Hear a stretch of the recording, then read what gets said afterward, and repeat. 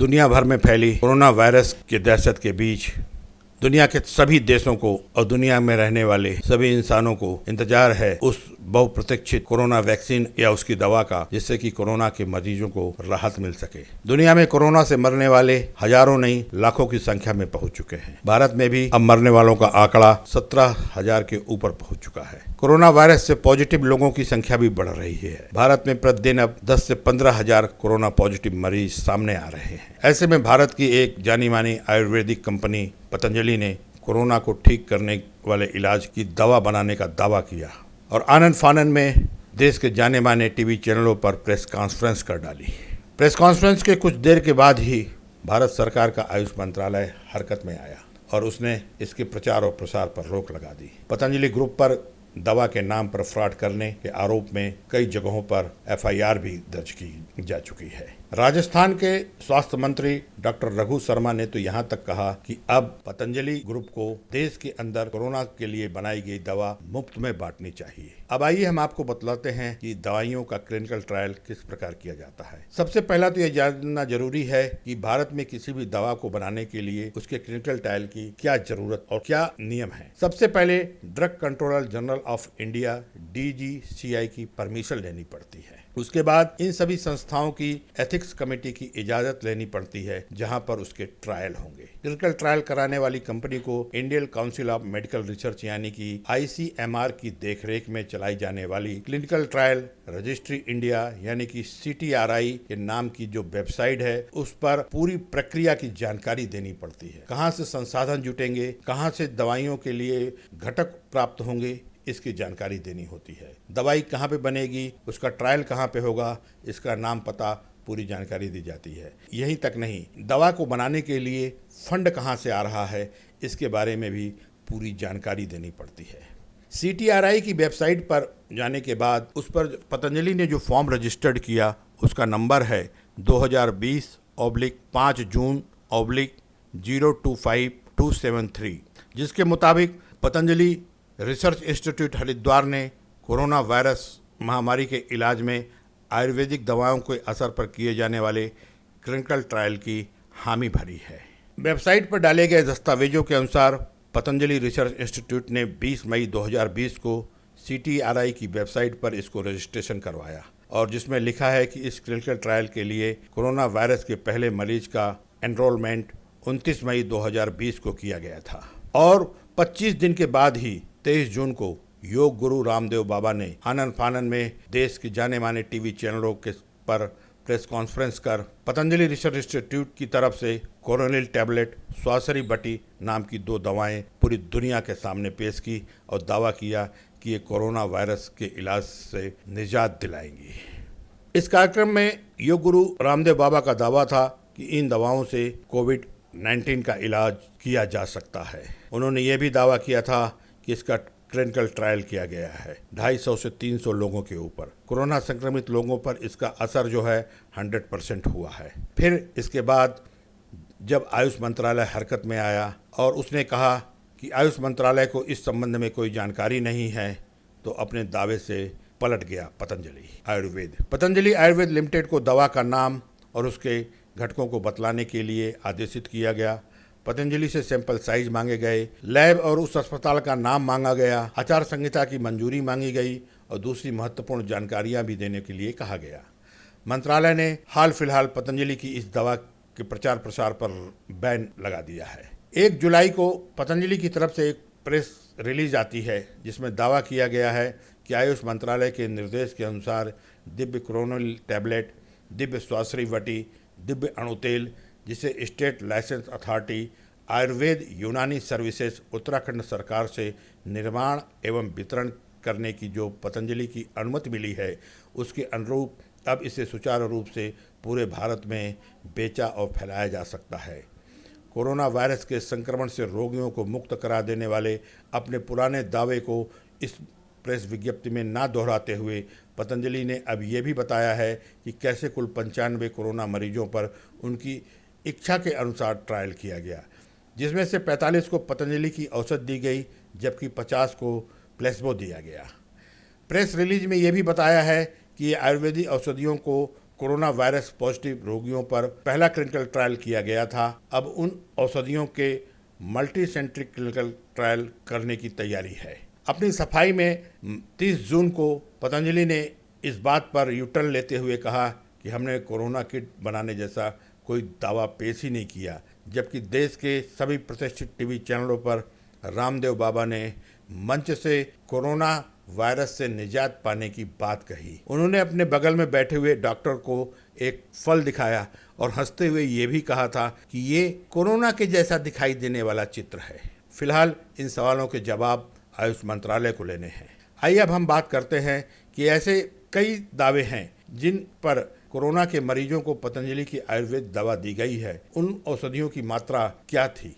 चिकित्सा क्षेत्र के जानकारों के मुताबिक जब भी किसी दवा का क्लिनिकल ट्रायल किया जाता है तो उसमें दवा की मात्रा एक समान होती है, न कि घटा बढ़ाकर होती है। यानी कि कुछ इस प्रकार से समझा जा सकता है कि अगर किसी को बुखार है तो उसे बुखार के लिए कितनी mg की टैबलेट दी जा रही है, यानी कि उसे 15 mg की टैबलेट दी जा रही है या 10 mg की टैबलेट दी जा रही है या 12 mg की टैबलेट दी जा रही है, किस डोज से पीड़ित व्यक्ति का बुखार कम हुआ है, इसकी जानकारी क्लिनिकल ट्रायल में ली जाती है। अब पतंजलि इस बात पर अपनी सफाई देता है कि उसकी दवाई आयुर्वेदिक औषधि है। इन आयुर्वेदिक औषधियों का फार्मूलेशन भी बराबर मात्रा में होना चाहिए।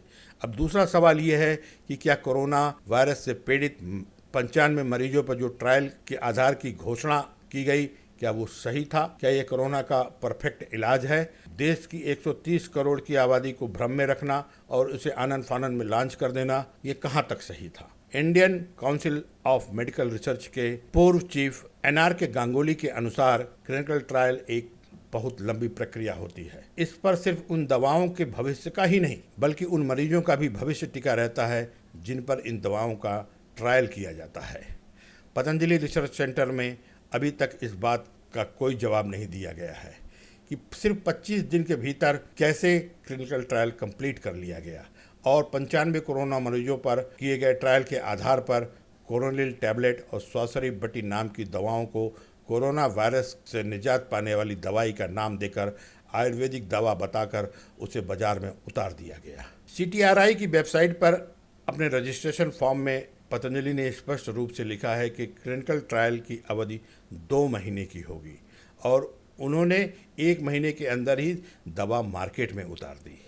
अब तीसरा सवाल यह है कि उन हालातों पर जिन पर कोरोना के मरीजों पर ट्रायल किए गए थे, पतंजलि का कहना है कि 95 ट्रायल राजस्थान की राजधानी जयपुर के national institute of medical science and research की देखरेख में हुए हैं। CTRI की वेबसाइट पर रजिस्टर करते वक्त पतंजलि आयुर्वेद ने कहा था कि वह अपने क्लिनिकल ट्रायल में कोरोना के मॉडरेटली सिम्टोमेटिक मरीजों को शामिल करेंगे, लेकिन उसने ऐसा नहीं किया। क्लिनिकल दवा के ट्रायल से जुड़े एक बड़े डॉक्टर ने ये कहा कि ट्रायल में शामिल किए गए मरीजों की उम्र 35 और 45 वर्ष के बीच में थी और ज्यादातर मरीज बिना लक्षण वाले थे, जिनमें बहुत हल्के लक्षण दिखलाई दे रहे थे।